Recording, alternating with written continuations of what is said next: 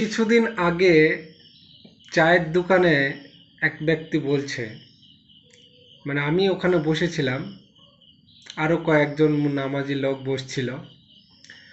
তো এক ব্যক্তি বলছে, জানিস রে, যিনারা নামাজ পড়ে না তাদের ভেতর এত খারাপ, মানে বলা যায় না। তো আমি শুনে খুব মন খারাপ হলো আমার, এত মন খারাপ হলো আমার যে মানে কল্পনা করা যায় না। তা আমাকে উদ্দেশ্য করে বলছে না, আরো কাউকে, অন্য কাউকে। তো ওনাকে আমি জিজ্ঞেস করলাম, যাই হোক, আমাকে বলুক আর যাকেই বলুক, তো ওনাকে আমি জিজ্ঞেস করলাম, আচ্ছা আপনি বলেন তো, নামাজ পড়েন আপনি? তো না, যেদিন আমার মন পরিষ্কার হবে সেদিনকে আমি নামাজ পড়বো। তাহলে এবার ভাবুন, আর উনারই তো মন পরিষ্কার নেই।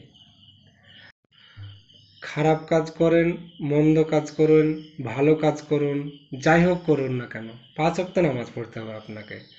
5 ওয়াক্ত নামাজ কিন্তু ছাড় নেই, অবশ্যই নামাজ পড়বেন। আপনারা অবশ্যই 5 ওয়াক্ত নামাজ পড়বেন। লোকের কথায় কান দিলে হবে না। নামাজ পড়ার মাধ্যমেই ভালো কাজে ফিরে আসা যাবে খারাপ কাজ থেকে। অবশ্যই 5 ওয়াক্ত নামাজ পড়ুন। সুস্থ থাকুন, ভালো থাকুন। আসসালামু আলাইকুম।